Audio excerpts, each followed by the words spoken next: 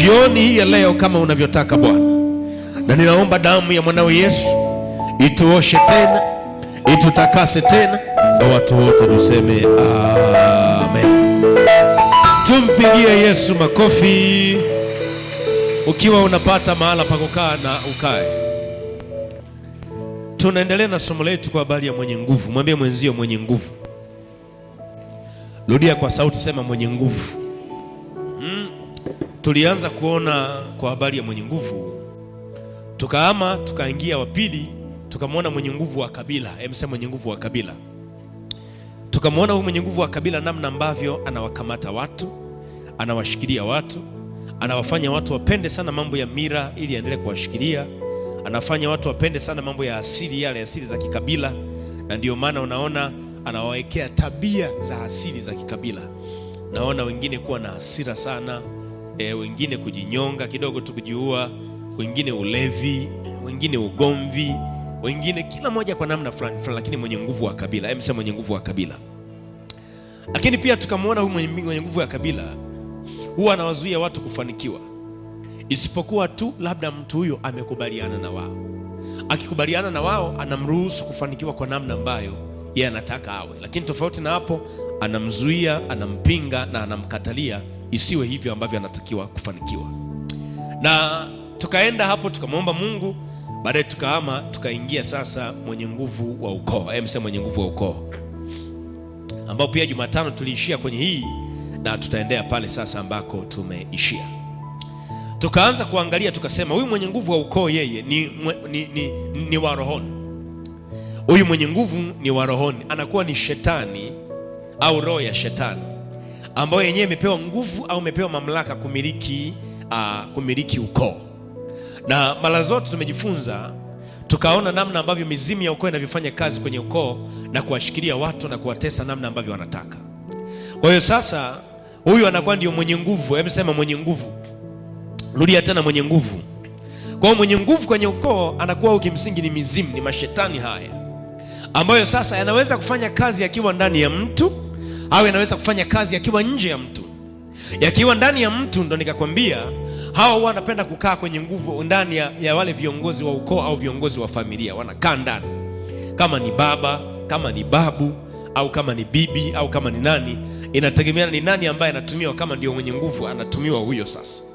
Alafu huyo anakuwa na nguvu sana kwenye familia au kwenye ukoo, na yeye ndio mwenye amri ya mwisho. Hakuna kikao kitaendelea isipokuwa mpaka yeye awepo, na yeye ndio anakuwa pewa adhana, anapewa mamlaka hiyo, anapewa nafasi hiyo.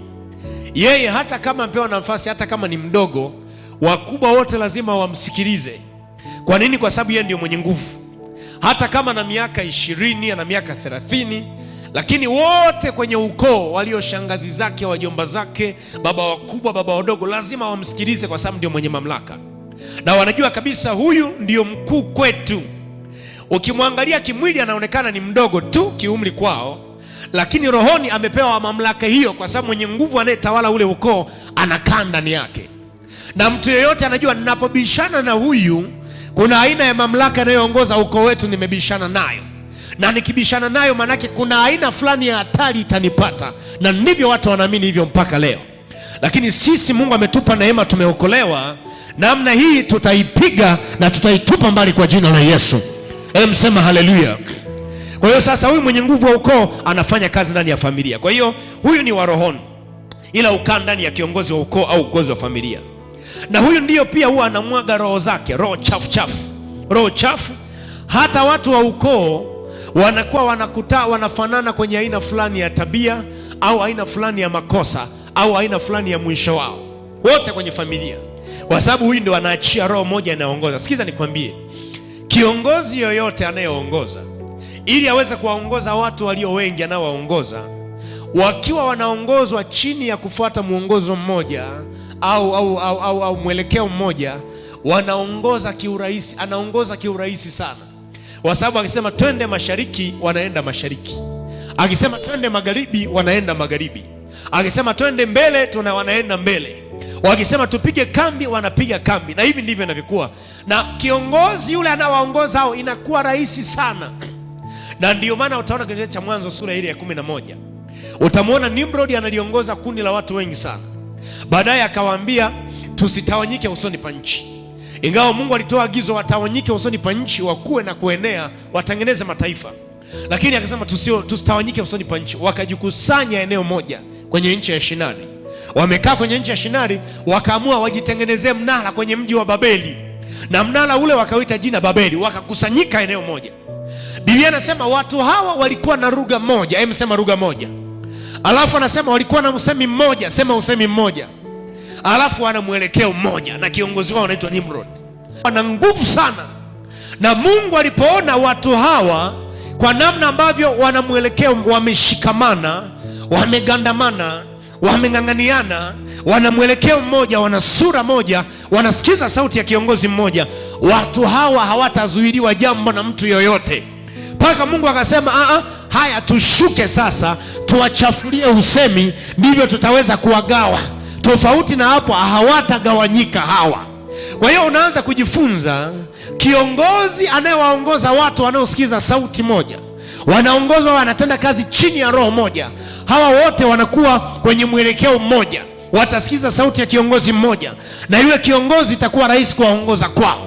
Sasa huyu mwenye nguvu wa mamlaka, huyu mwenye nguvu wa kwenye ukoo, yeye anaachia roho inayowafanya iwakamate wote hawa wote wanakuwa chini ya mwamvuli wake, wanakuwa chini ya dari yake, wanakuwa chini ya nyumba moja ambayo ni nyumba yake, na yeye ndio mwamuzi wa mwisho, na yeye ndio mwenye mamlaka. Kwa hiyo wanatulia pale, akisema tutakuwa na kikao fulani, asikose mwanamkoo yoyote. Wote wanafika kwenye kikao hicho, hakuna mtu ambaye atakosa, kwa sababu cha kwanza, kuna aina ya hofu ya utisho wa kiroho, wa kichawi au wa kishetani unamwingia. Anawaza, nikikosa itakuwaje? Nikikosa watanionaje? Nikikosa atanichukulia hatua gani? Nikikosa ile miiko ya familia au miiko ya ukoo, mabaya yatanipata kwa sababu nitakuwa nimekiuka miiko. Anaogopa kwa sababu ni roho zimeachiwa ndani ya ukoo na zimewakamata wote. Leo ninaagiza, ikiwa hiyo roho imeachiwa kwenye ukoo wenu, leo naikamata na itupa shimoni kwa jina la Yesu. Sema kwa damu ya Yesu Kristo. Kila roho chafu, ewe mwenye nguvu wa ukoo, ile roho uliyoiachia ili tukamate sisi, ili utuongoze sisi, leo kwa mamlaka ya jina la Yesu Kristo, leo kwa mamlaka ya jina la Yesu Kristo, ninaikamata, naing'oa kwenye ukoo wetu, naing'oa kwenye familia yetu, naing'oa kwenye ukoo wetu, naing'oa kwenye familia yetu kwa jina la Yesu Kristo. Ninaitupa shimoni, naitupa shimoni, naitupa shimoni, naifungia kule kwa funguo za hukumu katika jina la Yesu. Mpia kelele, sema amen. Anashikilia watu wa ukoo, watu wa familia, watu wa ukoo wake wote wanakuwa chini yake, na yeye ndo anakuwa bosi wao, na anaweza kuwaongoza hata kama ujui. Anaweza kukuongoza, kukuelekeza wewe maeneo, ukaanza kufanya hata vitu, au akakutoa eneo moja kwenda eneo lingine kwa namna ya rohoni bila kukupa amri ya kimwili. Anayeachia amri ya kiroho, alafu ndani yako kuna aina ya ushawishi unazaliwa. Unakuta unashawishika tu nifanye jambo hili, unashawishika tu nihame hapa niende sehemu nyingine, unashawishika tu niache hii biashara nifanye biashara nyingine, na unashawishika, kumbe mwenzako amekuvuvia kitu, anataka kutokea hapo, uharibifu anze kutokea. Nataka nikwambie kuanzia sasa, wewe leo nakuwekea uwezo usiokuwa wa kawaida kupitia mamlaka ya jina la Yesu. Atakapoachia roho yake au mamlaka yake kukuzuia mahali, ipanchi kwa jina la Yesu. Naamuru ipanchi hata kama ujui kwa jina la Yesu. Sema amen. Kwa damu ya mwana kondoo katika jina la Yesu. Huyu mwenye nguvu wa ukoo, kwa sababu yeye ameshikilia ile miiko au yale maagano ambayo wazee wa ukoo tangu mwanzo waliingia mkataba na shetani, kwamba Bwana, sisi tunaiweka familia hii kwenye mikono yako, utulindie. Na mbaya zaidi, wazazi wetu kule kale au mababa zetu kule, wakati ule wenyewe walifikiri ndio njia salama ya kutunza na kulinda koo na familia, bila kujua kwamba wanakabidhi familia zetu kwa shetani bila wao kujua. Na wao kwa sababu walifikiri ni salama, wakafanya hivyo, wakatoa na sadaka, toa kafara zao, na wale wakapokea, wakaanza kushikilia ukoo kwa nguvu ya zile kafara zilizotoa. Na ndio maana wengine wanaona unamwombea mtu, mashetani anapiga kelele, anasema walitukabidhi wenyewe au tulikabidhiwa na babu yake. au tulikabidhiwa na baba yake au tulikabidhiwa na mama yake. Anazungumza kabisa kwa sababu tulikabidhiwa, tena kwa kafara, atumwachie, huyu ni wa kwetu, tulikabidhiwa.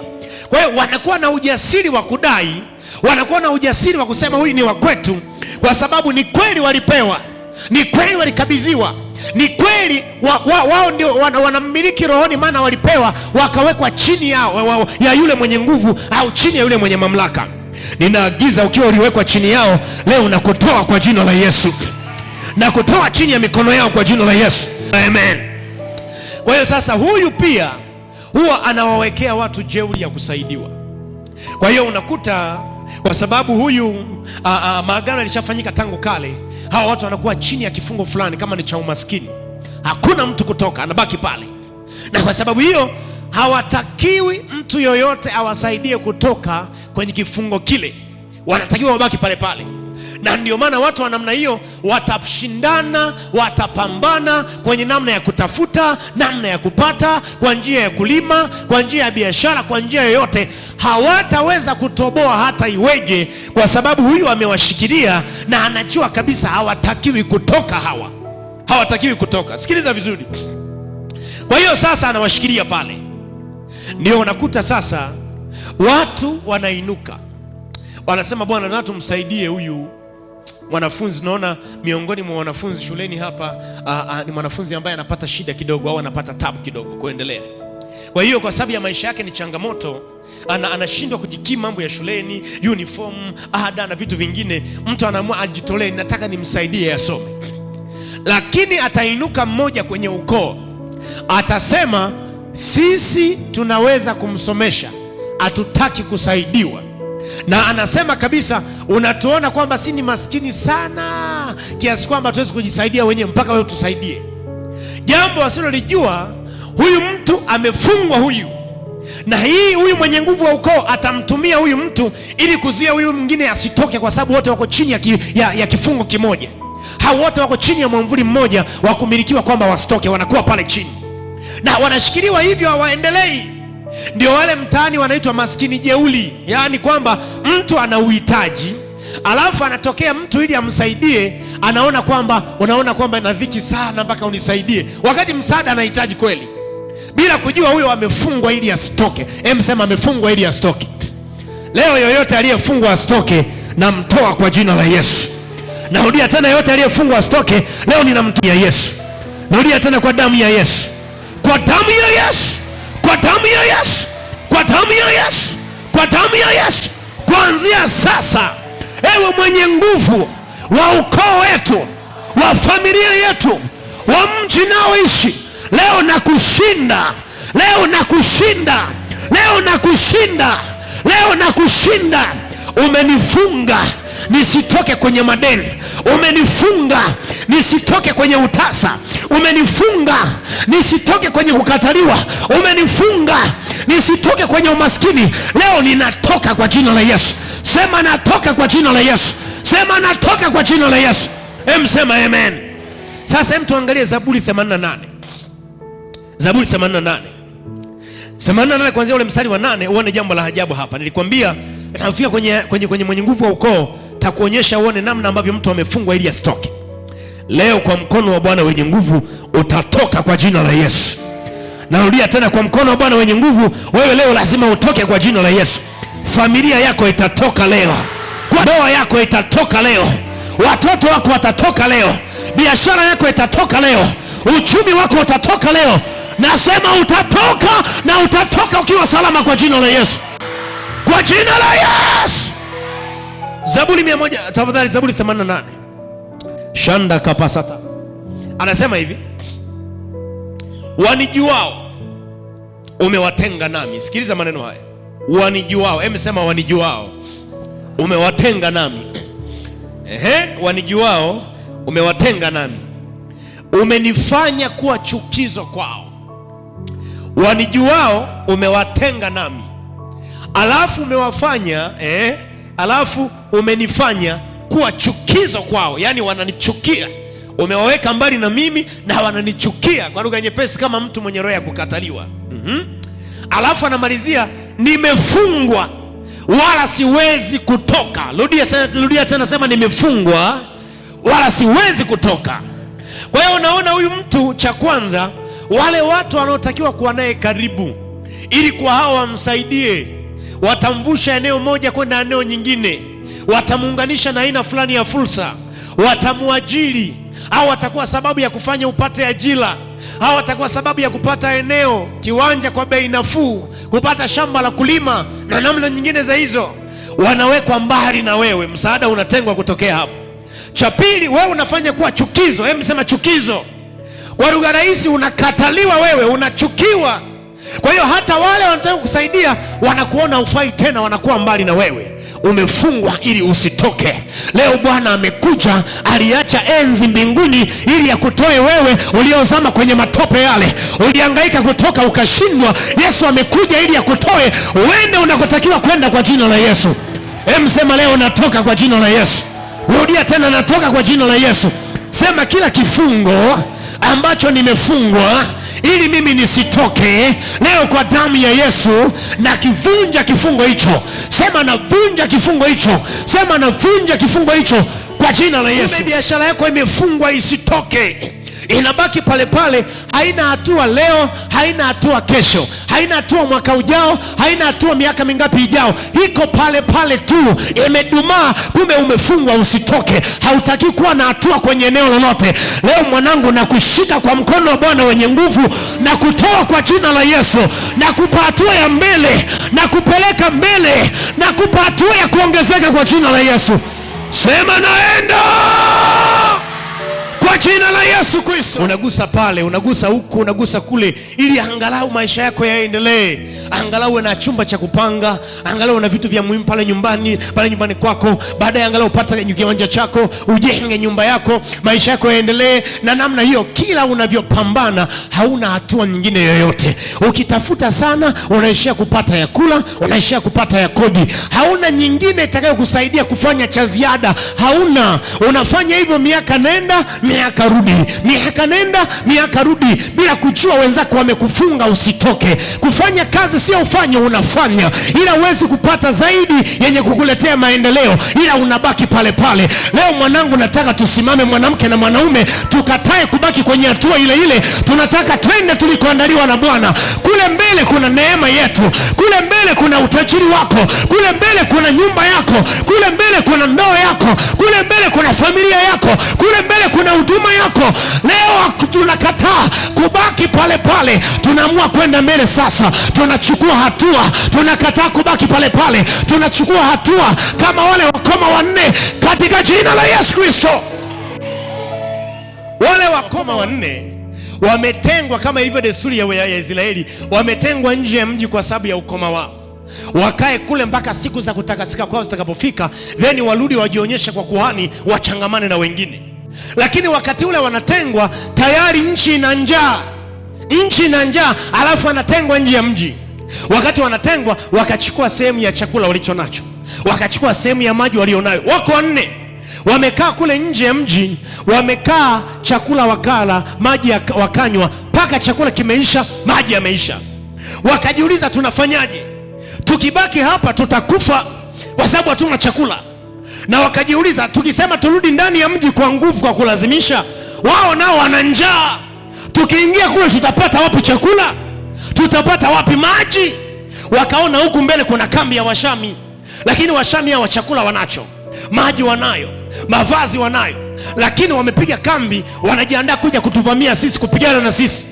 Wakasemezana wao wenyewe kwa wako wanne, wakasema, Bwana, bora tuwafate tu, wakituhifadhi hai sawa, wakituua sawa, lakini cha msingi tuanze kuchukua hatua, tufate chakula, tufate maji na tufate mavazi. Biblia inasema walipoanza kuchukua hatua kwenda, Biblia inasema Mungu akawashikizisha Washami kishindo. Waliposikia sauti ya kishindo chao wakoma wanne, wenyewe kwenye masikio yao wakawa wanasikia kwamba ni magari ya chuma ya farasi wa vita. Wakasemezana wao kwa wao, bila shaka mfalme wa Israeli amekodi majeshi ili kupigana na sisi. Wakaanza kukimbia, wakaacha farasi zao, wakaiacha na kambi yao, wakakimbia wakaondoka. Hawa wakoma hawajui kinachoendelea, wenyewe wanaenda tu. Walisema tumeshachoka kukaa pale pale, tusije tukafa, tumeshachoka. Wakaamua kwenda, wanafika kwenye hema, wanafungua, wamefika kwenye kambi, wanachungulia hema ya kwanza, wanaona kimya, na wakaona kwa ukimya huu isiye kuwa wamejificha mali, wametutega watuangamize. Lakini walipoendelea wakaona hawapo, wakakuta chakula, wakala, wakashiba, wakaficha na kingine, wakachukua na mavazi. Ndio wakawakumbuka na wenzao kwenye mji kwamba nini, kuna chakula huku, maana na wao wana njaa. Mimi nataka nikwambie hivi, leo unaamua kugeuka kama wale wakoma. Usikubali kukaa pale pale, amua kwenda tu. Hata kama uelewi nini, wewe anza kuchukua hatua. Mbele sijui nini kitatokea, lakini naanzia hapa. Itakuwa ndio starting point yangu, ndio ngazi yangu ya kwanza kupanda. Naanzia hapa, kuna mahali naenda. Kama ni mandazi choma pale, unasema ndio ngazi yangu ya kuanzia, naanzia hapa na kwenda. Kama ni ubuyu au ni karanga, funga pale, sema ndio ngazi yangu ya kuanzia. Usibaki pale pale ulipo. Nakwambia tena, kule mbele kuna muujiza wako kwa jina la Yesu. Kule mbele kuna msaada wa Bwana kwa jina la Yesu. Sema amen. Sema tena amen. Usihangaike, unajua mimi na shamba dogo tu, nahitaji nyingi, sasa nitafanyaje? Anzia pale ulipo. Kama ni robo eka, anza nayo ile ile. Kama ni nusu eka, anza nayo ile ile. Kama ni eka, anza nayo pale pale. Bwana atakukuta ukiwa umeshaanza. Nataka nikwambie, kwenye maisha jifunze, kuna imani za namna mbili. Kuna imani ya Musa. Mwambie mwenzako kuna imani ya Musa. Alafu kuna imani ya wakoma wanne, ndio kuwazungumza hapa. Imani ya Musa, imani nianzia ya wakoma wanne. Imani ya wakoma wanne kwamba sina chochote ila namwamini Mungu. Kwa hatua yoyote nitakayoanza, hata kama ni ya sisimizi, nitakumbana na Bwana katikati pale, na utakuwa msaada wangu na nitatoboa. Ndio wale wakoma wanne, unaona hawana maji, hawana chakula, hawana mavazi. Kwa kumwamini Bwana na kuchukua hatua, baadaye wakapata chakula, wakapata mavazi, na wakapata na chakula cha kuwalisha nchi yao yote. Wananielewa? Lakini imani ya pili inaitwa imani ya Musa. Imani ya Musa, una nini mkononi? Mwambie mwenzio una nini mkononi. Rudia tena, una nini mkononi. Yaani kile ulichonacho ndio unaanza nacho. Mungu anamwambia Musa, una nini mkononi? Na fimbo. Anasema piga maji. Maji alivyopiga tu, ukatokea upepo, ukasukuma maji, ukayagawanya. Israeli wakapata hapa kupita kwa kile alichonacho mkononi. Anza na kile ulichonacho. Anasema tena, anza na ulichonacho mkononi. Narudia tena, anza na ulichonacho mkononi. Utaona matokeo kwa jina la Yesu. Kila kikubwa kilianza kwenye udogo. Hakuna kikubwa kilichoanza kwenye ukubwa wake, ila kwenye kila kikubwa kilianza kwenye udogo. Hata familia alianza mwanaume tu, kaondoka kwa wazazi wake, kaenda kupanga mahala, akaendelea, akaona sasa si vyema kuwa peke yangu, Mungu anifanyie msaidizi. Akapata msaidizi. Kutokea kwa msaidizi walikuwa wakatoa mmoja, amekuwa wawili. Kwenye wawili Mungu akawabariki, akawa na mtoto, wakawa watatu. Baada hapo akaongeza tena mara wanne, wakaongezeka hivyo hivyo, ila alianza ni mmoja tu. Anza na ulichonacho. Bwana atakukuta njiani pale ukiwa una kitu. Akati anakuuliza una nini, unamwambia Mungu, nina mtaji wangu 10,000 wa maandazi. Mungu anachua cha kufanya pale. Atasukuma mtu mahala, atakuwa sababu ya kukupa mtaji wewe. Atasukuma simu mahala, watu watakuja kukuungisha, na baadaye mtaji unapanda hatua moja kwenda hatua nyingine. Na naifukuza roho ya kudumaa kwenye maisha yako kwa jina la Yesu. Naifukuza roho ya kudumaa kwa jina la Yesu. Sema kuanzia sasa, roho ya kudumaa, sema naikataa. Sema amen. Kwa hiyo sasa unaona huyu mwenye nguvu wa ukoo anafanya sasa kingine cha pili tuangalia kwamba anafanya ushindwe kuendelea. Shindwe kuendelea.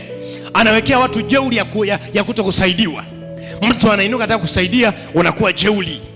Unakuwa jeuri. Unaona kwanza amenionaje? Ameniona siwezi sana. Ameniona sina kitu. Ndio maana Mungu amtuma. Kwa sababu ni kawaida ya Mungu, akitaka kusaidia watu anatumia watu. Mungu akitaka kusaidia lazima atumie mtu. Omba unavyoweza, funga unavyoweza, fanya unachoweza. Mwisho wa siku atamtumia mtu ili akuvushe wewe. Huyo mtu unaweza kuwa uko karibu naye, au huyo mtu uko karibu naye. Huyo mtu unaweza kuwa unamjua au mtu unaweza usimjue, lakini Mungu atamtumia kukuvusha eneo moja kwenda hatua nyingine. Na ndio maana siku zote nasema jifunze kuishi vizuri na watu, kwa sababu hujui nani aliyebeba muujiza wako. Narudia tena, jifunze kuishi vizuri na watu, kwa sababu hujui nani baadaye kwenye ule mto unaotakiwa kuvuka au kwenye ile bahari unaotakiwa kuvuka, kwamba yeye atafanyika kuwa daraja.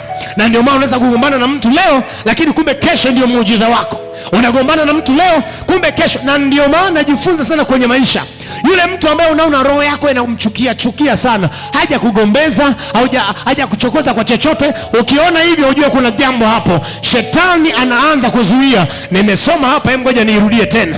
Zaburi 88 mstari wa 8 anasema, wanijuao umewatenga nami. Unaona maneno hayo, wanijuao umewatenga nami, umenifanya kuwa chukizo kwao, nimefungwa wala nisitoke. Anatengeneza chuki au mafarakano, kwa sababu anajua hao walionao karibu, miongoni mwa hao ndio wamebeba muujiza wako. Nifanyeje? Acha nikugombanishe nao, ili unapotakiwa kusaidiwa, hawa ndio wabeba msaada wako, asiwepo wa kukusaidia, kwa sababu hawa wote ulishagombana nao. Leo nakuombea kwa Bwana, kwa jina la Yesu, Mungu amlete mtu kwa ajili ya maisha yako. Mungu amlete mtu kwa ajili ya hatima yako. Mungu amlete mtu kwa ajili ya biashara yako. Mungu akuletee watu kwa jina la Yesu Kristo. Piga kelele, sema amen. Mungu ni desturi yake, akikupenda anakupa watu, ila watu hao watabadilika majina kulingana na unawahitaji kwenye eneo gani. Narudia tena, Mungu akikupenda anakupa watu, ila watu hao watabadilika majina, inategemeana ni unawahitaji watu kwenye eneo gani. Na ndio maana uko kwenye biashara utahitaji watu. Kuna mtu hapo kwenye biashara hahitaji watu? Kama upo nyosha mkono. Yaani wewe ni mfanya biashara na uhitaji watu.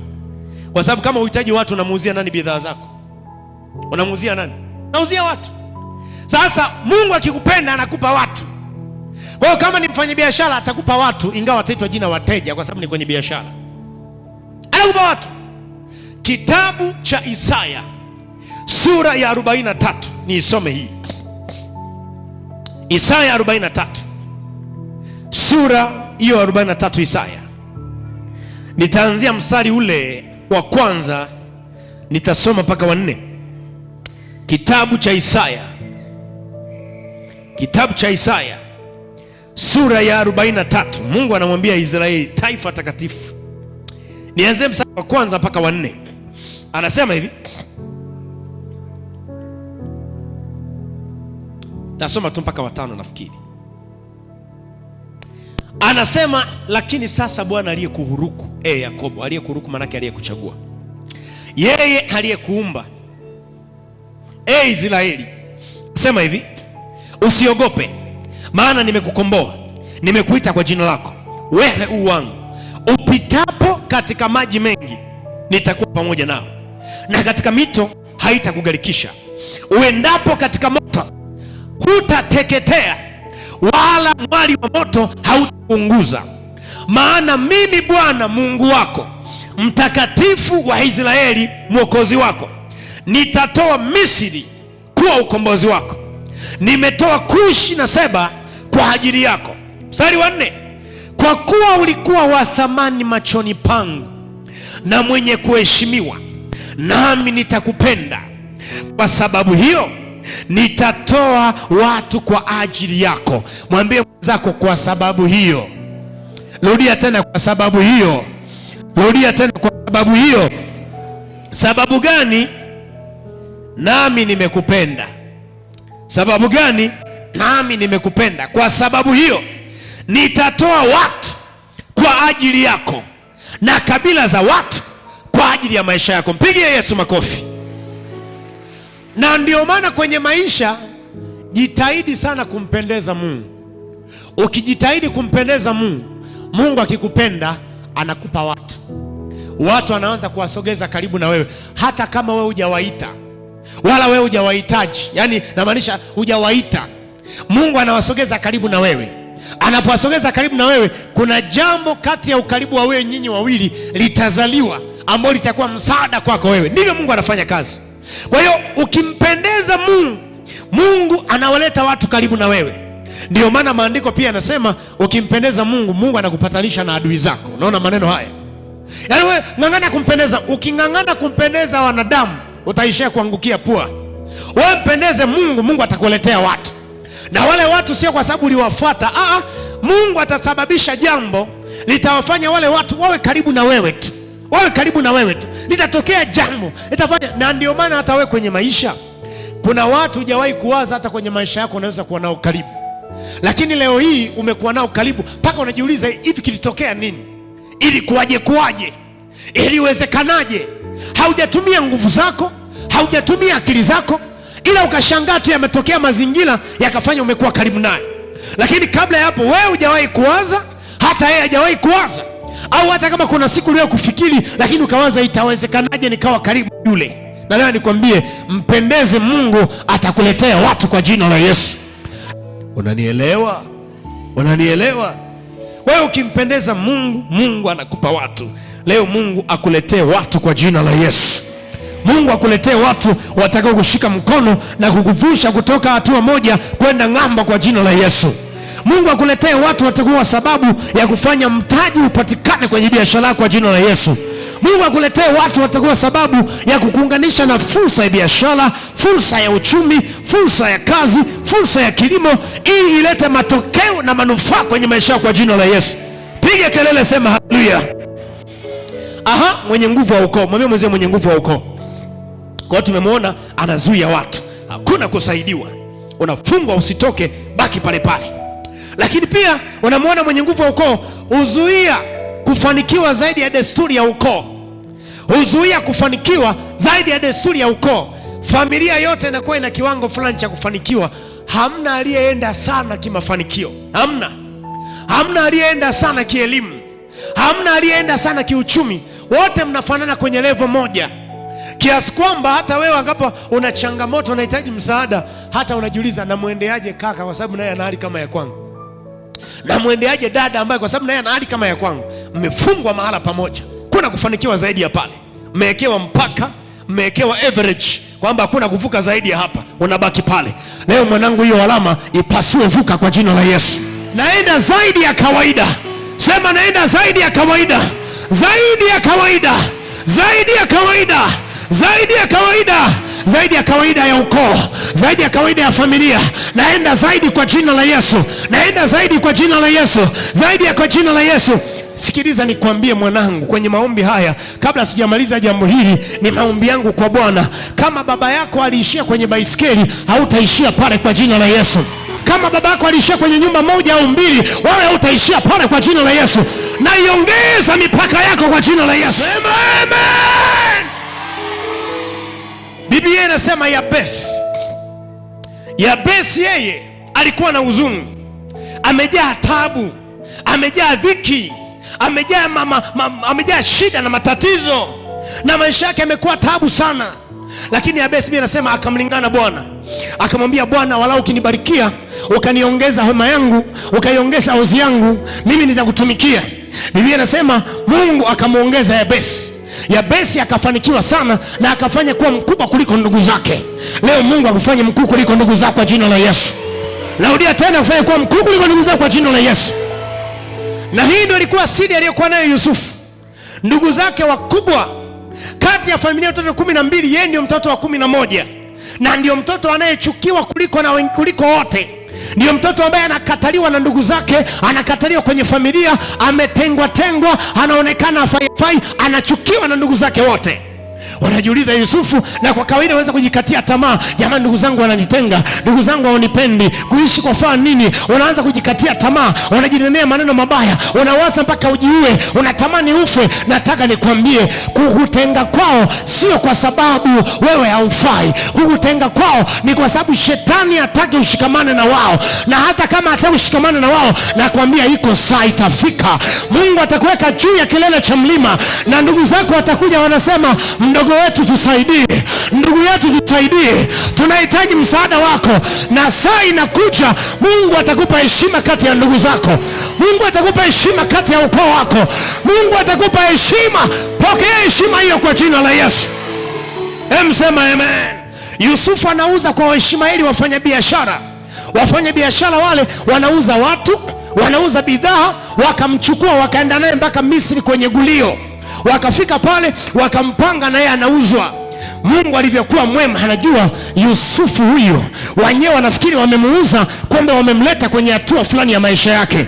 Akatokea mkuu wa majeshi wa Misri anaitwa Potifa, naye akasikia moyoni mwake, leo nataka nikamnunue mtumwa mwingine ambaye nikamwongeze nyumbani mwangu. Kwenye kupita anamuona kijana mmoja wa Kiebrania anaitwa Yusufu. Akamchukua Yusufu akampeleka nyumbani kwake.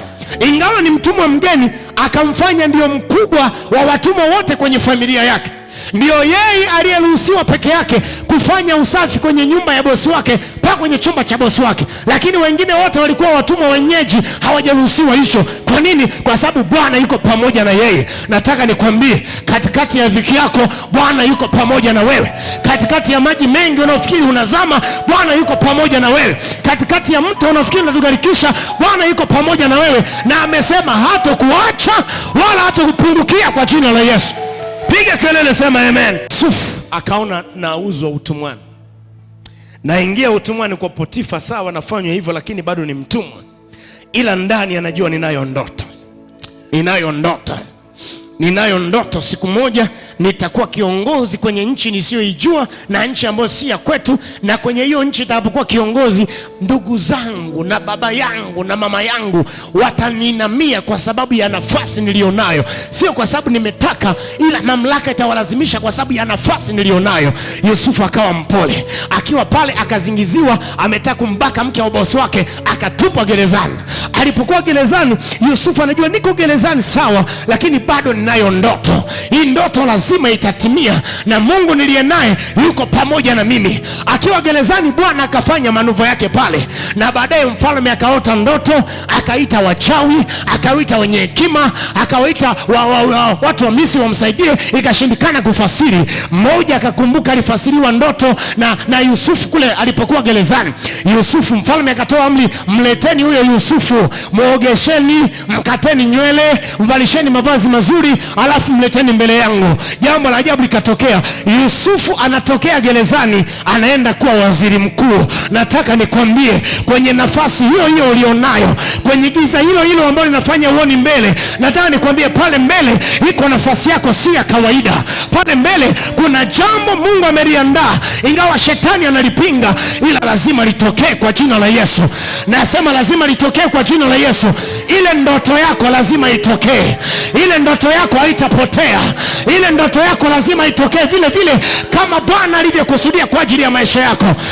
Kila mmoja nisikia akipiga kelele, anasema ndoto yangu lazima itimie kwa jina la Yesu. Ndoto yangu lazima itimie kwa jina. Sema haleluya. Yusufu na ndoto yake, ingawa mwenye nguvu wa ukoo anapambana, huyu jamaa atubwe mbali. Mwisho wa siku akaja akawa waziri mkuu Misri. Baadaye ndugu zake na baba yake na baba yao na mama wakaenda wakamuinamia Yusufu bila kujua kwamba ni ndugu yao. Na ikawa vile vile, siku inakuja, wale waliokuzomea kwenye ukoo, waliokutenga kwenye ukoo, waliokudharau kwenye ukoo, hata wanapoitwa wengine kwenye vikao vya muhimu, wewe hauitwi. Nataka nikwambie, siku inakuja watasema hatutakaa hapa paka fulani haje hapa, hatutakunywa paka Rozi haje hapa, hatutakula paka Janeti haje hapa, hatutakunywa maji paka John aje hapa, hatutaenda taarifa yoyote paka Jose aje hapa, hatutafanya chochote wala tutakaa kwenye kiti paka Jackie atokee hapa. Nataka nikwambie, saa inakuja. Narudia tena, saa ya kuinulia kwako inakuja, saa ya heshima yako inakuja. Unajua, tunapoanza kwenye safari ya wokovu, ni rahisi watu kutupiga mateke, kutuzomea wanavyotuzomea, kutungonga wanavyotung'onga, kututenga wanavyotutenga, na wengine wanatutenga kabisa. Wanasema kuanzia leo hautaitwa kwa jina letu. Wewe watulia tu, waambie hakuna shida, ila jua iko saa inakuja. Mungu atawatambulisha katikati yao kwa nguvu ambayo si ya kawaida. Narudia tena, wewe wala usiwe mnyonge ukajiona kwamba ndio nimekwisha. Na nikwambie, iko saa inakuja. Narudia tena, iko saa inakuja. Mimi unayeniona hivi leo, kuna wakati nilitengwa kabisa. Nilipookoka nilifukuzwa nyumbani. Nikaambia unachagua moja, unabaki kuwa Mkatoliki au unaendelea na wokovu wako wa ufufuo na uzima. Nikasema hamna shida, Yesu aliyeniita atanilisha, atanipa maji ya kunywa, atanivalisha, hakuna shida. Nikabeba mabegi yangu nikaondoka zangu. Na ukumbuka wakati huo ni mwanafunzi bado. Nikaondoka Nikaenda kukaa kwa mtu mmoja, aliposikia habari hiyo akaniweka kwake. Nimekaa kwake, ambaye sasa hivi ni mchungaji mwenzangu, naye nimekaa kipindi kile hata hajaoa bado. Tumekaa pamoja, tumekaa kama miezi 4 hivi. Familia ikaanza kunitafuta yenyewe, huyu ameenda wapi? Tunasikia anakaa kwa mtu fulani, huyo mtu anamlisha nini? Mbona amekaa naye bila idhini yetu? Simlinifukuza, mnanitafutaje? Simlinifukuza. Baadaye Mungu akanitokea kwenye ndoto, sitasahau, akaniambia saa ya kurudi nyumbani imefika. Nilipoamka nikasema sana, nikampigia kaka yangu mmoja, ni mchungaji anaitwa Pastor Yusufu. Nikamwambia, kaka, nimeota ndoto, nimeambiwa hiki. Na Faya akasema hivi, ni Mungu anakuambia saa kurudi nyumbani imefika, lakini usijipeleke. Muombe Mungu atengeneze mazingira ya kufanya urudi nyumbani. Mungu alivyokuwa wa ajabu, likatokea tukio. Wale ndugu zangu kule wanakosali, wakawa na semina ya kwenda mahala. Sasa wanatakiwa waende nyumba nzima. Kwa hiyo inafanyaje? Ikabidi wanitafute nirudi nikae na nyumba. Na nimerudi kukaa na nyumba, nimekaa tangu nilivyorudi, ndio nimerudi mpaka leo hii nilivyosema, mpaka naenda kuanza maisha. Unanielewa vizuri? Tangu hapo nyumbani, mheshimu kaka, huyu ni mchungaji, msimuite kaka, muite mchungaji. Nikasema Mungu anajitambulisha kwa nguvu, wala hujajitambulisha kwao, wenyewe wanaanza kusema. Na ndio maana nikwambie, saa inakuja. Hacha wakuzalau leo, wakati wako unakuja. Hacha wakusomee leo, saa yako inakuja. Hacha waone haufai leo, wanaona haufai leo, ila saa yako inakuja kwa jina la Yesu.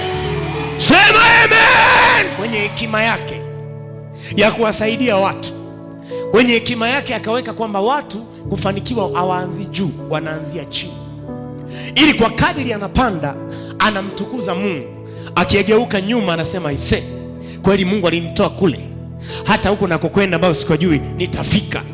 Na ndio maana tuna msemo wetu sisi Ufufuo na Uzima kwamba tukikumbuka tulikotoka, kuambatana kunaongezeka. Tunajua tulipita kwenye yale mabonde na milima, tulipita kwenye mashimo, kwenye miiba na mbigili, na kuambatana kwetu kunakuwa imara sana. Tulivuka pamoja pale, tulipita pale, na bado kuna mahali tunakwenda. Na Mungu anafanya hivi ili kwa kadri unakuwa umtukuze yeye, umwinue yeye. Unanielewa vizuri? Unanielewa vizuri? Unanielewa vizuri? Kuanzia leo acha kujikatia tamaa kwa jina la Yesu. Kuanzia leo acha kujidharau kwa jina la Yesu. Kuanzia leo acha kujidharau kwa jina la Yesu. Siku zote ukijiangalia ujue tu wananikataa leo, kesho watanihitaji.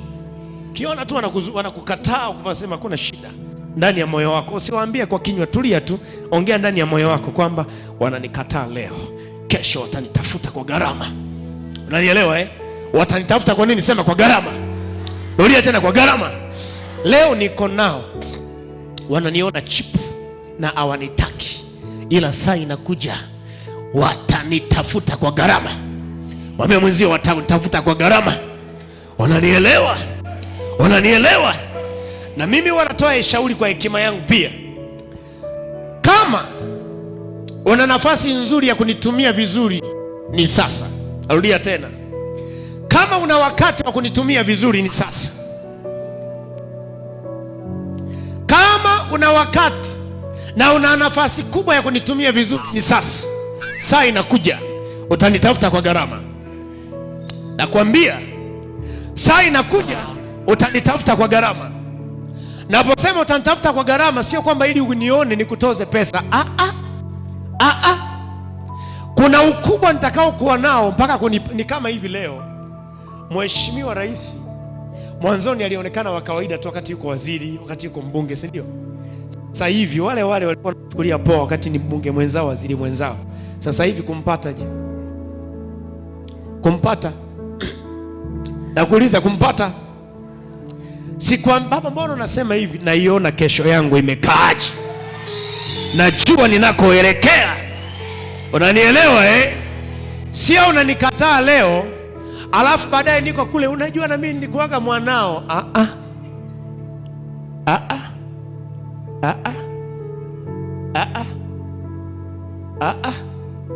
Mwambie mwenzio wakati ni sasa. Mwambie tena wakati ni sasa. Mwambie tena wakati ni sasa. Saa inakuja hata kana nafasi ya kunifanyia baba hai akapo. Hai akapo. Baba unaongea nini? Utanielewa tunakoenda. Narudia tena, utanielewa tunakoenda. Tupige hatua. Huyu mwenye nguvu wa ukoo sasa. Zuia huzuia usimiliki vitu vya thamani. Huzuia usimiliki vitu vya thamani kama vile nyumba, kama vile usafiri, kama gari, pikipiki, kama vile viwanja, mashamba, kibiashara kubwa, kumiliki nafasi za kiutawala, nafasi za kwenye siasa, nafasi za kielimu. Anazuia usimiliki vitu vya thamani, vitu vya thamani. Na ndio maana kwenye koo nyingine hawaruhusiwi kujenga, yaani hawaruhusiwi kujenga. Unanielewa? Hawaruhusiwi kujenga. Tangu baba mpaka anakufa hakujenga. Amewaacha nyinyi kwenye nyumba ya kupanga. Mmeendelea, mmekuwa, mmekuzwa, kila mtu ana maisha yake, anaendelea kwenye nyumba ya kupanga. Hana wazo la kujenga, hata akipambana hakuna mwelekeo. Kwa nini? Mnazuiliwa na mwenye nguvu wa ukoo. Unataka kwenda wapi? Unataka kwenda wapi? Anakuzuia.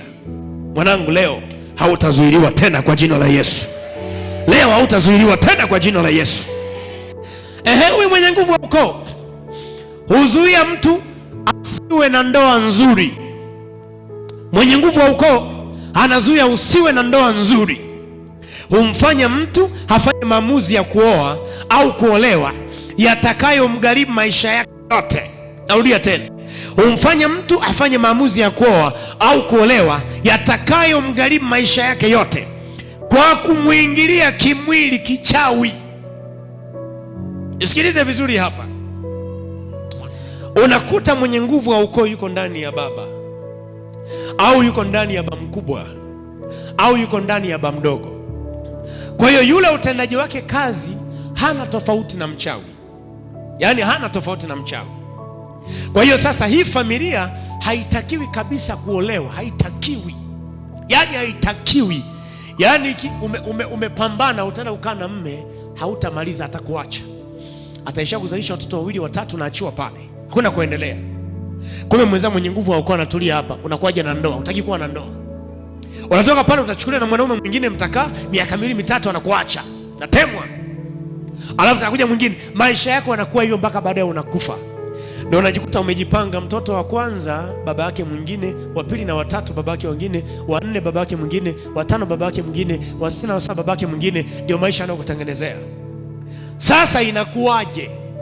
Sikiliza vizuri, inakuwaje? Huyu mwenye nguvu wa ukoo kwenye eneo anachokifanya, huwa anachomoka ndani ya mwili. Nisikilize vizuri. Huwa anachomoka ndani ya mwili. Yeye ambaye ni roho, tulijifunza anatoka ndani ya mwili, anavua ganda lake ili mwili analiacha pale.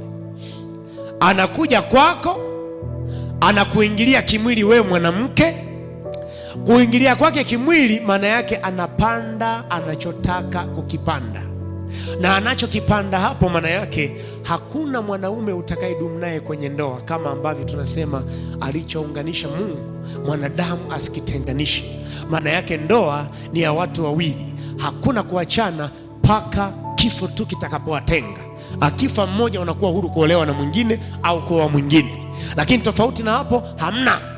Kwa hiyo anakuingilia, kwenye kuingilia wanapanda vile vitu, vinakuwa sehemu ya maisha yako. Kwa hiyo yule mume, kwa sababu anakuingilia kiroho, kama vile mtu anavyoota ndoto za majini mahaba, ndivyo anavyokuingilia. Na wengi wao wanaingiliwa, wanashindwa kutofautisha, kujua ni ndoto hii ya majini mahaba au amekuja mtu. Unanielewa? Wako watu, sikiliza, kwenye dunia ilivyokuwa mbaya hii, unamuona mganga mahali, au jirani yako mganga, au mtu anaenda kwa mganga, mganga anamwambia, anakutana na mganga kimwili. Kwa hiyo mara nyingi unakuta mtu ananyofoka ndani ya mwili, anakuja na kuingia kimwili, anakuachia vile anavyotaka kukuachia, alafu maisha yako yanaanza kuharibika kutokea pale. Sasa huyu mwenye nguvu wa ukoo ndivyo anavyofanya. Wewe wanapeleka hivi, si kaka si dada, ndicho anachofanyiwa.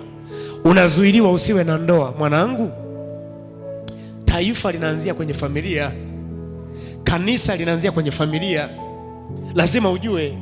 Na ndio maana shetani kwenye ngazi ya familia huwa anafanya vita sana, anapambana sana. Leo mwanangu, ili neno kwa sababu limekuja, wokovu umetokea kwa jina la Yesu. Nasema tena, wokovu umetokea kwa jina la Yesu. Sema kwa damu ya Yesu. Kuanzia leo, yule mwenye nguvu wa ukoo huwa ananijia ndotoni, ananiingilia kimwili. Leo kwa jina la Yesu, na mvua sura bandia, nimchue waziwazi, nimuone waziwazi. Akija nimuone waziwazi, ajulikane machoni pangu, ajulikane machoni pangu kwa jina la Yesu. Ila sasa utakao yaona usishangae, kwa sababu kuna wengine wataona baba zao wazazi. Nakwambia hivi, utashangaa. Kuna wengine wataona baba mzazi kabisa. Tupige, unanielewa? Kwa hiyo sasa anazuia usiwe na ndoa imara kwa kumwingilia kimwili ili kuharibu hatima hiyo ya ndoa. Leo na kuvunja hapo kwa jina la Yesu. Alafu tena umfanye mtu apende mambo ya ushirikina, matambiko, ibada za kimira, ibada za wafu. Anafanya haya kwa sababu haya yanafanya yaendelee kukuunganisha na wewe hata kama umeokoka. Na ndio maana wewe uliokoka, mambo ya ibada za wafu, mambo ya kimila, matambiko, achana nayo kwa jina la Yesu, kwa sababu Biblia ndivyo inavyotuongoza kukataa hayo. Tangu mwanzo tulijifunza mambo ya Walawi, tukujifunza Kumbukumbu la Torati, tumekujifunza namna Mungu anatukatalia. Unanielewa vizuri? Unanielewa vizuri? Hata hizi ibada za 40, mwambie mwenzio 40.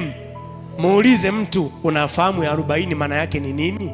Kwa sababu kila mtu amezaliwa anafuata mkombo tu. Mtu akifa kuna 3 sijui tumeanua matanga, halafu 40. Unajua maana yake ni nini? Unajua? Unajua? Si wote tuko kwenye jamii, mbona hamnisikii? Sisi bwana na Wachanga ni watani bwana. Sisi na Wanyiramba ni watani. Sisi na nini? Ndio mara nyingi sasa kwenye misiba hawa wanakuwa kipaumbele, wana control mambo yote pale. Unanielewa? Na hawa hata jikoni ndio sehemu yao. Mara nyingi ndio sehemu yao. Unajua jikoni kwenye pilau kunatojaga nini? Ndio maana kama ni makande ya msiba ya kwenye 40 ni matamu kuliko ya nyumbani. Wali wa kwenye 40 au pilau lake tamu kuliko la nyumbani. Wafindi kwa sababu gani? Kwa sababu ya mapishi. Wewe kwamba wampika kuliko wewe unavipika vizuri. Kwa hiyo usiendagi kichwa. Sasa unajikuta wewe ti mbishi, unashindana na aliyekuumba na anayejua yote. Utaonekana wewe ndio wa ajabu sasa. Iko sababu. Haya ni mambo yanawaunganisha watu na mila na desturi. Biblia inasemaje? Au Biblia tunayosoma sisi ni tofauti na wanasoma wao? Ni tofauti. Lazima ujue. Na hapo chola mstari, usiangalie sura ya mtu. Chola mstari. Na ndio maana wale wanaojielewa nasikia bwana, sisi kwenye msiba wetu kaburi linajengwa siku hiyo hiyo ya msiba. Tunatengeneza kaburi la zege kabisa, kwa sababu sisi huwa tunaga ibada ya kujengea si makaburi, hamna. Tunamaliza hapo. Likikaukaga tutakuja kuliwekea ulembo baadaye, tukuonyesha alama huyu alikufa hapa. Kuna kingine hapa. Unanielewa? Hata kama utaki, ni ibada ya kishetani. Unanielewa? Ni ya kishetani. Ikimbie kwa jina la Yesu. Hiyo inakuunganisha na shetani, unabaki kwake. Mwenye nguvu wa ukoo na kushikilia. Umetolewa kifungoni, alafu najilazimisha kujitia kwenye hiyo kifungo. Nifunge bwana. Nifunge bwana. Nifunge hata kama nimetolewa, wewe nifunge tu, ndio wanachofanya maana yake. Unajua sisi hatulagi dagaa, shauri lako. Mimi niliwahi kukaa na Masai mmoja. Ndio alinifundishaga angalau kuongea Kimasai kidogo. Anaitwa Michael. Kwamba eti wa Masai hawalagi samaki, hawalagi dagaa. Yule jamaa mbele yangu alikula dagaa na samaki mpaka leo. Anakula ise. Haya mambo ya kimila ya ushetani. Yaani ni ushetani. Yule jamaa naongea naye anielewi. Na mfunulia maandiko, tukagonga maombi mara kadhaa. Nikamwambia leo unakula dagaa. Tena nilipika mwenyewe, unakula dagaa. Tukapika dagaa. Akaanza, unajua sasa kula, tuone leo kama utakufa. Na aliokoka siku hiyo, tangu alipokula dagaa na wokovu akapokea, na mpaka leo yuko Arusha huko. Achana na mambo ya kimila hayo. Unajitia, yani wewe umetolewa kifungoni, afu unajipeleka kifungoni mwenyewe tena. Mara mwiko, mbona hamna kijiko? Vunja huo mwiko kwa jina la Yesu. Sema kuanzia sasa, kila miiko ya kifamilia, ya kiukoo iliyowekwa ikaniletea matatizo, leo naivunja. Leo naivunja kwa jina la Yesu. Na hili ndio naona sasa mtu kwa kuendekeza inakuwa sehemu yake. Ndio unamkuta mtu kwa sababu hawataki kula kitu fulani, akila tu mara mwili unaota mapele. Unajua kuona mara hivi niwe kuletewa mtu naambiwa mara mwili sio umeota mapele kwa sababu tu amekula nani hii, tukasema hamna, ni mashetani tu haya. Na ukienda hospitalini unaambiwa una allergy, si ndio madaktari mnaambiaga watu, ila mtungi kwa sababu ndio mnavyopimaga, si ndio? Eti umwambie samaki una allergy ya maji, anaishi wapi? Anaishi wapi? Kwa hiyo unaanza kuona mwenye nguvu wa ukoo. Sema kuanzia leo na kushinda kwa jina la Yesu. Mwenye nguvu wa ukoo na kushinda. Sababu nyingine takwenda kumalizia ili tuombe sasa. Huishikilia na kuiongoza nafsi ya kwenye mambo ya kishetani ili aendelee kummiliki. Huyu mwenye nguvu wa ukoo huishikilia na kuiongoza nafsi ya mtu kwenye mambo ya kishetani au mambo yasiyofaa ili aendelee kummiliki. Na ndio maana unaona ukisoma Biblia utaona nafsi tunaambiwa mara igeuzwe mara. Warumi sura ya 12 mstari wake ule wa kwanza na wa pili. Yes, Warumi 12 mstari wa kwanza na wa pili. Sikiliza, anasema basi ndugu zangu, na wasihi kwa huruma za Mungu, itoeni miili yenu iwe dhabihu iliyo hai, takatifu, ya kumpendeza Mungu, ndiyo ibada yenu yenye maana. Msifuatishe namna ya dunia hii. Mwambie mwenzako, wala usifuatishe namna ya dunia hii. Unanielewa namna ya dunia hii hiyo ndio naambia, unajua ili una ulinzi, mizimu ikukubali, lazima ufanye ibada ya wafu. Namna ya dunia hiyo ziko nyingi tu. Anasema wala usifuatishe namna ya dunia hii, alafu anasema bali mgeuzwe kwa kufanywa upya nia zenu. Bali mgeuzwe kwa kufanywa upya nia zenu, mpate kujua hakika mapenzi ya Mungu yaliyo mema, ya kumpendeza na ukamilifu. Wala msifuatishe namna ya dunia hii, bali mgeuzwe kwa kufanywa upya nia zenu. Maana yake kumbe nia, kumbuka kwenye nafsi ndio kuna nia, si ndio? Kumbe nia inakamatwa au nafsi inakamatwa, alafu shetani anaiongoza kwenda hivi, ipige kona, iende hii sasa kwa kufuata mapenzi ya Mungu. Sio kama unanielewa vizuri? Kwa hiyo ilikuwa inaelekea siko, unafuata mambo mengine, namna ya dunia ambayo si ya Bwana. Kwa hiyo anasema igeuzwe, alafu ifuate yaliyo mapenzi ya Mungu, na ndio usalama wetu. Naeleweka vizuri? Naeleweka vizuri? Na ndio maana nikakufundisha nia huwa, nafsi huwa iokoki, wala mwili huwa uokoki, ila nafsi inageuzwa, inafanywa upya kwa neno la Bwana. Unanielewa? Ndio inakusaidia wewe roho kufanya mapenzi ya Mungu ukiwa ndani ya mwili. Tofauti na hapo, uko ndani ya mwili na unakoseshwa. Leo kataa kwa jina la Yesu. Nasema tena kataa kwa jina la Yesu. Sema kuanzia leo, ewe nafsi yangu hautanikosesha, ewe nia yangu hautanikosesha, katika jina la Yesu. Hakika utayafuata yaliyo mapenzi ya Mungu na yaliyo mema katika ukamilifu wote, katika jina la Yesu, katika jina la Yesu. Sikiliza sasa, nataka tuombe tumshinde mwenye nguvu wa ukoo. Kwa nimekuonyesha maeneo kadhaa hayo, uone namna ambavyo mwenye nguvu wa ukoo anafanya kazi. Yako mengi sana, yani yako mengi sana. Hayo ni baadhi ya, unaona mwenye nguvu wa ukoo anavyofanya kazi. Leo mwanangu, kile kifungo ulichoshikiliwa nacho kwa sababu ya mwenye nguvu wa ukoo, leo kinakuacha kwa jina la Yesu. Ile laana na tabu, mateso, maisha ya dhambi ambayo umeshikiliwa kwa sababu ya mwenye nguvu wa ukoo, achie. Sema ni achie kwa jina la Yesu. Sema, wewe Mungu, naomba unisamehe popote nilipokosea, niliposhikiliwa nikaungamanishwa na haya kwa sababu ya dhambi iliyokuwa ndani. Sema kwa damu ya Yesu zilizompa shetani nafasi ya kunishikilia, leo naomba msamaha, naomba unisamehe, naomba unisamehe.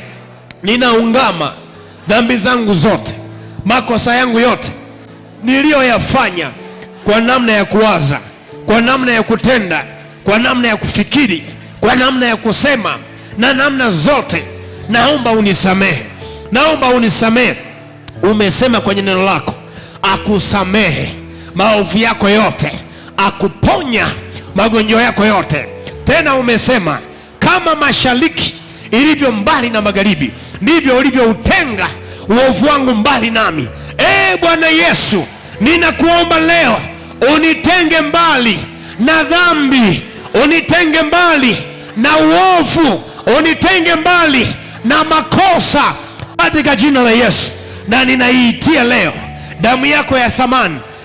Yesu, inisamehe, inisafishe, initakase, inioshe na kuniondolea kila aina ya taka, ya makosa, ya dhambi, ya udhalimu ndani yangu na kunifanya kuwa upya katika jina la Yesu.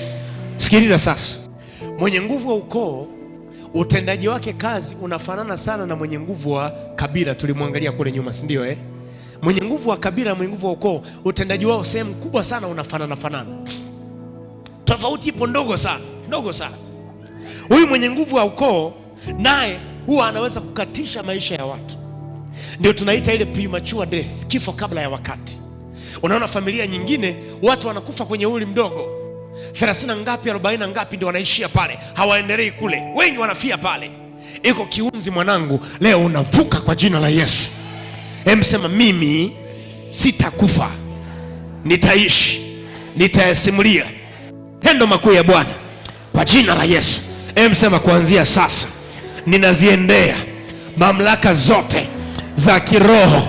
Yule mwenye nguvu ndani ya ukoo, aliyetuatamia, aliyetushikilia, anayetuzuilia tusitoke kiuchumi, tusitoke kimafanikio, tusitoke kindoa, tusitoke kiuzao, tusitoke, kuanzia sasa leo namkamata, leo namkamata kwa jina la Yesu. Ewe mwenye nguvu wa ukoo, leo nakufyeka.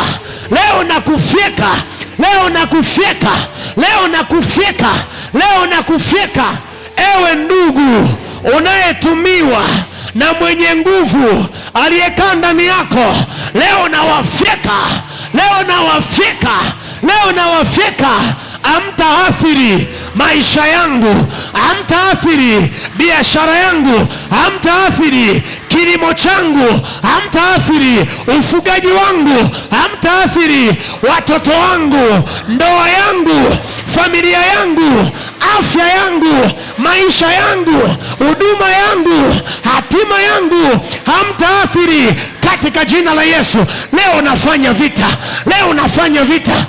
nafanya vita. Mmezuia njia zangu za uchumi, jina la Yesu nawaponda kwa jina la Yesu,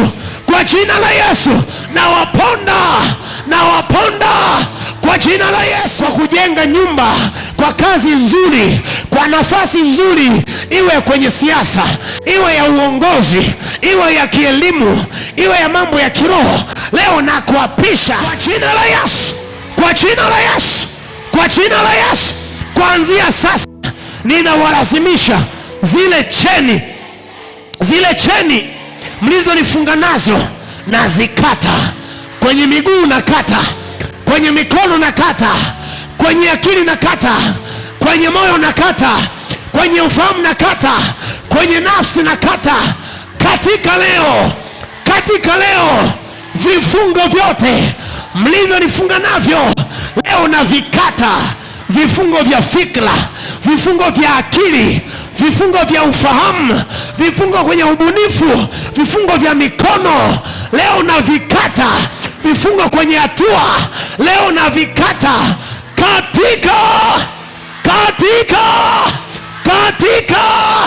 katika kwa jina la Yesu. Kwa dakika chache sasa, kila mmoja aombe, anza kushambulia yule mwenye nguvu wa ukoo, anza kumtungua sasa. Achia moto kwa damu ya Yesu. Yule mwenye nguvu wa ukoo ameweka kiti chake, amejiketisha pale, akakuzuia wewe uzao, amezuia nafasi. Leo pasua kwa jina la Yesu. Amezuia ajira, tungua, tungua, tungua, tungua. Piga kwa jina la Yesu. Tungua leo, tungua leo, tungua leo, tungua leo, tungua leo, tungua leo, tungua leo, tungua leo. Rabakapasata yakapata tatata yabakapaturaba yandarabakapa. Tungua, tungua, tungua. Yakapasatata. Imeandikwa, na pajua ukaapo ni penye kiti cha enzi cha Shetani. Anza kufyatua kiti chake alichoketisha kwenye familia. Piga kiti chake, pindua kiti chake. Imeandikwa, nitakipindua, nitakipindua, nitakipindua. Hiki nacho hakitakuwako tena mpaka atapokuja yeye atakayemiliki. Rabakapasata. Pindua kiti chake, pindua, pindua, pindua. Yakapasatata yabakapasata. Pindua leo, pindua nafasi ile, pindua kiti chake, pindua kiti chake, pindua kiti chake alichokisimamisha. Pindua, pindua ya baba baba, pindua kwa jina la Yesu. Pindua, pindua, pindua, pindua, pindua, pindua, pindua kiti chake, pindua kiti chake, pindua kiti chake alichoweka ndani ya ukoo wenu, akawashikilia na kafara zake na ushetani wake. Pindua, pindua, pindua. Piga kwa jina la Yesu, piga kwa jina la Yesu, piga kwa jina la Yesu. Amia kwenye madhabahu sasa, ile madhabahu yake aliyoisimamisha, anza kuifumua, anza kuifumua, anza kuibomoa. Imeandikwa, na hii ndio ishara aliyoinena Bwana, madhabahu itapasuka na majivu yaliyo juu yake yatamwagika. Ile madhabahu aliyoijenga ndani ya ukoo, akajiwekea utawala, akajiimarisha, akakaa kwa kufika, leo tunamfukuza. Madhabahu yake tunaipasua, kiti chake tunakiondoa kwa jina la Yesu. Pasua madhabahu, pasua madhabahu, pasua madhabahu, pasua madhabahu. Vunja, vunja, teketeza, yatatatata. Tumia nyundo ambayo ni neno la Bwana. Pasua sasa, pasua sasa, pasua sasa. Imeandikwa, je, neno langu si kama moto, asema Bwana, na ni kama nyundo ivunjayo mawe vipande vipande. Pasua kuanzia leo ile enzi yake ndani ya ukoo, utawala wake ndani ya ukoo. Leo unaondolewa, leo unaondolewa, leo unaondolewa ule utawala wake kupitia madhabahu na kiti chake cha enzi. Leo unaondolewa, leo unaondolewa, leo unaondolewa. Hata kushikilia tena. Anaachia maisha yako, anaachia familia, anaachia uzao, anaachia mumeo, anaachia mkeo, anaachia watoto, anaachia maisha, anaachia uchumi, anaachia mtaji, anaachia afya, anaachia mafanikio, anaachia wokovu wako. Achia, achia na kulazimisha leo. Achia, achia na kulazimisha leo. Achia, achia. Acha afanikiwe huyu, acha astawi huyu, acha mwenye nguvu wa ukoo, umekusanya nyota za watu wa ukoo ukazishikilia. Mwenye nguvu wa ukoo, umekamata nyota za watu wa ukoo, nyota za ubunifu, nyota za elimu, nyota za fedha, nyota za nafasi, nyota za uongozi, nyota za mafanikio. Leo nakuponda, leo nakuagiza, achia nyota, achia nyota na kushambulia, na kushambulia. Achia nyota, achia nyota, achia nyota, achia nyota, achia nyota, achia nyota, achia nyota na kuponda. Achia nyota yake, nyota njoo kwa jina la Yesu na kupasua leo. Tema, tema nyota yake, tema nyota yake na kuagiza kwa damu ya mwana kondoo na kufyeka leo, na kufyeka leo. Natoa upanga wa Roho ambao ni neno la Bwana na kufyeka leo, na kufyeka leo. Na waagiza wale wanaofuatia maisha yako, wanafuatia hatima yako na uzao wa tumbo lako, leo unafanya nao vita, leo unafanya nao vita. Wale wachawi, wachawi ndugu, wachawi majirani, wachawi walio marafiki, leo unafanya vita nao, nafanya vita nao, nafanya vita nao. Likapasakapata yakamandona makapa raba kapasushituna yanduna makapa turaba. Wanaofanya vita na maisha yako, wanaowinda uzao wako, wanaowinda nyota yako, wanaowinda hatima yako, wanaowinda biashara yako, nafanya vita, nafanya vita, nafanya vita, nafanya vita, nafanya vita. Nasema waachie kuanzia sasa. Acha amiliki, acha apate, acha amiliki, acha apate. Mwenye nguvu wa ukoo na kuagiza, uliotoa ruhusa kwa wachawi ili wamkamate, ili wamshikilie huyo, nafanya vita kwa jina la Yesu, kwa jina la Yesu.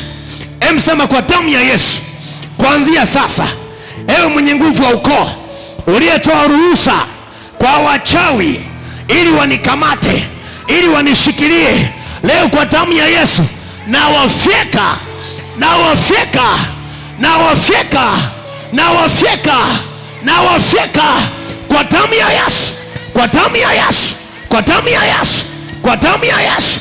Kuanzia sasa, zile roho mwengu wa rohoni na wachawi na mizimu, ili kwamba unamilikiwa, ili kwamba ubaki kumilikiwa na wao, wakufuatilie kila unapokuwa, ninaagiza kuanzia sasa hiyo alama ya kumilikiwa naifuta kuanzia sasa, naifuta kuanzia sasa, naifuta kuanzia sasa, naifuta kuanzia leo.